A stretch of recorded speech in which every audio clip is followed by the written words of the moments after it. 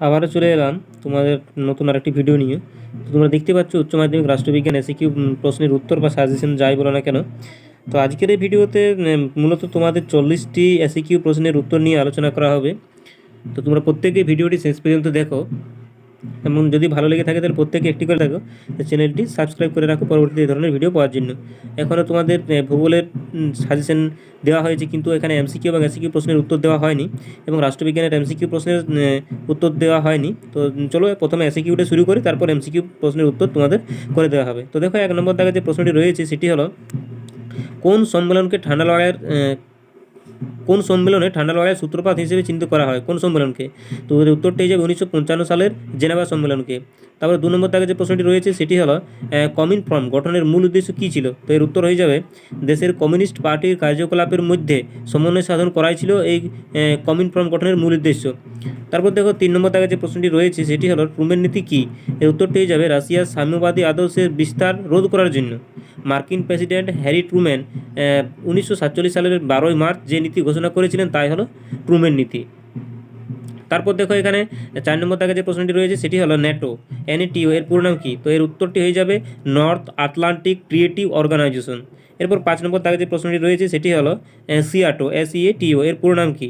তো এর উত্তরটি হয়ে যাবে সাউথ ইস্ট এশিয়ান ট্রিয়েটিভ অর্গানাইজেশন। 6 নম্বর দাগে যে প্রশ্নটি রয়েছে সেটি হলো কিউবা সংকট দেখা দেয় কবে? তো এর উত্তরটি হয়ে যাবে 1962 খ্রিস্টাব্দে কিউবা সংকট দেখা দেয়। 7 নম্বর দাগে যে প্রশ্নটি রয়েছে সেটি হলো বান্দুং সম্মেলন কবে এবং কোথায় অনুষ্ঠিত হয়েছিল? তো এর উত্তরটি হয়ে যাবে 1955 সালে। তারপর দেখো এখানে 8 নম্বর দাগে যে প্রশ্নটি রয়েছে সেটি হলো পঞ্চশীল নীতির একটি নীতি উল্লেখ করো। তো এর উত্তরটি হয়ে যাবে শান্তিপূর্ণ সহাবস্থান ও শান্তিপূর্ণ উপায়ে সকল সমস্যার সমাধান করা কিন্তু পঞ্চশীল নীতির একটি উল্লেখযোগ্য নীতি। তারপর দেখো 9 নম্বর দাগে যে প্রশ্নটি রয়েছে সেটি হলো ভারতের পররাষ্ট্রনীতির একটি বৈশিষ্ট্য লেখো। তো ভারতের পররাষ্ট্রনীতির যে বৈশিষ্ট্য, সেই বৈশিষ্ট্যের মধ্যে একটি অন্যতম যে বৈশিষ্ট্য সেটি কিন্তু দেখো এখানে শান্তিপূর্ণ উপায়ে আন্তর্জাতিক সমস্যার সমাধান করা। এরপর দেখো 10 নম্বর দাগে যে প্রশ্নটি রয়েছে সেটি হলো ভারতের বিদেশ নীতির প্রধান স্তম্ভ কী? তো উত্তরটি যাবে ভারতের বিদেশ নীতির প্রধান স্তম্ভ হলো জোট নিরপেক্ষতার নীতি। 11 নম্বর দাগে যে প্রশ্নটি রয়েছে সেটি হলো সিমলা চুক্তি কবে কাদের মধ্যে সম্পাদিত বা অনুষ্ঠিত হয়? এর উত্তরটি যে ভারত ও পাকিস্তানের মধ্যে শান্তি স্থাপনের উদ্দেশ্যে সিমলা চুক্তি স্বাক্ষরিত হয় 1972 সালে। তারপর দেখো এখানে CTBT এর পুরো নাম কী? তো দেখো এখানে কিন্তু আমি দুরকমভাবে লিখে নিয়েছি, তোমরাও কিন্তু চাইলে লিখতে পারো এরকম বা একটা লিখতে পারো কম্প্রিহেন্সিভ নিউক্লিয়ার টেস্ট বিন ট্রিটি বা কম্প্রিহেন্সিভ টেস্ট বিন ট্রিটি। তো বেশিরভাগ বই কিন্তু তোমাদের সেকেন্ডে যেটা লেখা আছে সেটাই দেওয়া আছে, কম্প্রিহেন্সিভ টেস্ট বিন ট্রিটি, এটাই তোমরা কিন্তু লিখতে পারো। তারপর দেখো 13 নম্বর দাগে যে প্রশ্নটি রয়েছে সেটি হলো ব্রিক্স BRICS কি? তো দেখো এখানে ব্রিক্স হলো ব্রাজিল, B দিয়ে ব্রাজিল, R দিয়ে রাশিয়া, I দিয়ে ইন্ডিয়া, C দিয়ে চায়না বা চীন এবং S দিয়ে সাউথ আফ্রিকার মতো যে 5টি উদীয়মান বা শক্তিশালী দেশের যে জোট সেটিকে কিন্তু আমরা ব্রিক্স বলতে পারি। এরপর দেখো 14 নম্বর দাগে যে প্রশ্নটি রয়েছে সেটি হলো সার্ক SAARC এর পুরো নাম কি? তো এর উত্তরটি হয়ে যাবে সার্কের যে এর পুরো নাম কি? দেখো এখানে পুরো নাম নয়, এখানে হলো সার্কের সদস্য রাষ্ট্রগুলির নাম লিখো। তো দেখো এখানে সার্কভুক্ত যে দেশগুলি সেগুলির মধ্যে বাংলাদেশ, পাকিস্তান, ভারত, শ্রীলঙ্কা, মালদ্বীপ, নেপাল, ভুটান এবং আফগানিস্তান, এই যে 8টি দেশ, এই 8টি কিন্তু সার্কভুক্ত দেশের মধ্যে পড়ছে। এরপর দেখো 15 নম্বর দাগে যে প্রশ্নটি রয়েছে সেটি হলো সার্ক কবে গঠিত হয়? তো দেখো এর যে উত্তরটি সেটি হয়ে যাবে 1985 সালের 8ই ডিসেম্বর কিন্তু সার্ক গঠিত হয়েছিল। এরপর দেখো 16 নম্বর দাগে যে প্রশ্নটি রয়েছে সেটি হলো বিশ্ব পার্লামেন্ট বলা হয় কাকে? বিশ্ব পার্লামেন্ট কাকে বলে বা কাকে বলা হয়? তো দেখো এর উত্তর কিন্তু সেই একই হয়ে যাবে, সম্মিলিত জাতিপুঞ্জের সাধারণ সভাকে বিশ্ব পার্লামেন্ট বলা হয়। 17 নম্বর দাগে যে প্রশ্নটি রয়েছে সেটি হলো নিরাপত্তা পরিষদের দুটি কাজ লিখো। তো দেখো এখানে এর যে কাজ সেটি হচ্ছে একটি হচ্ছে আন্তর্জাতিক শান্তি রক্ষা করা আর অপরটি হচ্ছে নিরাপত্তা রক্ষা করা। এবার দেখো ভেটো কি? ভেটো কি? ভেটো ক্ষমতা বলতে যেটা বোঝায় নিরাপত্তা পরিষদের স্থায়ী সদস্যদের বিল বাতিল করার ক্ষমতা হলো ভেটো ক্ষমতা, বা এরকমও তোমরা বলতে পারো যে কোনো বিলকে পাকা হতে বাধা দেওয়ার যে ক্ষমতা সেটাকে কিন্তু ভেটো বলা হয়। 19 নম্বর দাগে যে প্রশ্নটি রয়েছে সেটি হলো অচি পরিষদের একটি কাজ লিখো। তো এর উত্তরটি যাবে আন্তর্জাতিক শান্তি ও নিরাপত্তা নিশ্চিত করতে সহায়তা প্রতিষ্ঠিত হবে প্রতিষ্ঠা করা।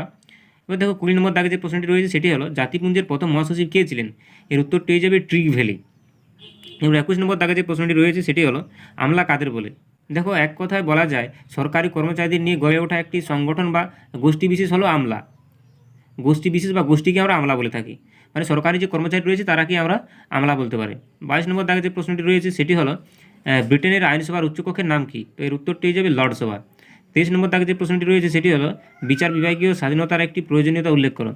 এর উত্তরটি যে বিচার বিভাগীয় স্বাধীনতা নির্ভীক ও নিরপেক্ষ বিচার ব্যবস্থা ছাড়া সভ্য ও গণতান্ত্রিক অসম্ভব। এবার দেখো 24 নম্বর দাগে যে প্রশ্নটি রয়েছে সেটি হলো ইমপিচমেন্ট বলতে কী বোঝো।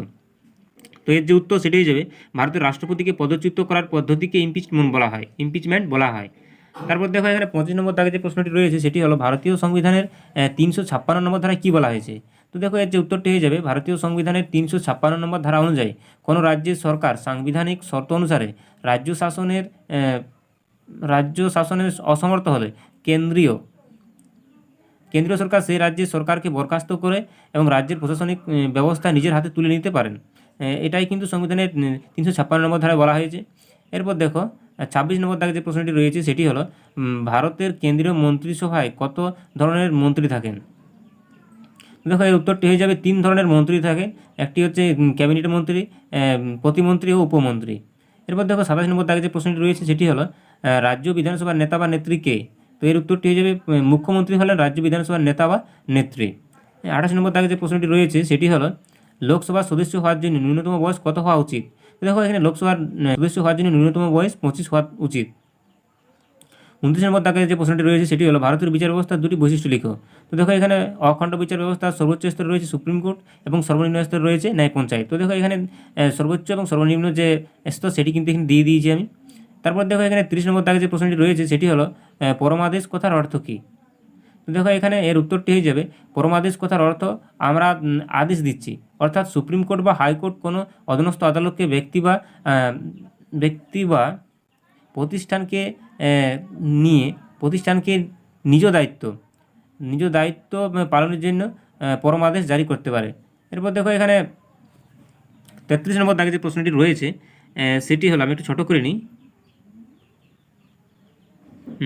দেখো এখানে কোনো ব্যক্তিকে কেন আটক করা হয়েছে তা জানার জন্য আদালত আটককারীর উপর এই লেখ জারি করে এবং আটক ব্যক্তিকে সশরীরে আদালতের সামনে হাজির করার আদেশ দেয়। এই লেখ জারির মাধ্যমে আদালত বেআইনিভাবে আটক ব্যক্তিকে মুক্তি দেয় বা তার দ্রুত বিচারের ব্যবস্থা করে। সংবিধানের 32 নম্বর ধারা অনুসারে সুপ্রিম কোর্ট এবং 226 নম্বর ধারা অনুসারে হাইকোর্টগুলি এই লেখ জারি করতে পারে। দেখো এরপর 33 নম্বর দাগে যে প্রশ্নটি রয়েছে সেটি হলো লোক আদালতের জনক কাকে বলা হয়। তো দেখো এর যে উত্তরটি সেটি হিসেবে এন ভগবতীকে লোক আদালতের জনক বলা হয়। এরপর দেখো 34 নম্বর দাগে যে প্রশ্নটি রয়েছে সেটি হলো বড়ো কমিটি কী। তো এর উত্তরটি হিসেবে 3 লক্ষ বা তার বেশি জনসংখ্যা বিশিষ্ট পৌরসভায় বড়ো কমিটি গঠিত হয়। পরস্পর সংলগ্ন 6টি ওয়ার্ড নিয়ে একটি বড়ো কমিটি গঠিত হয়।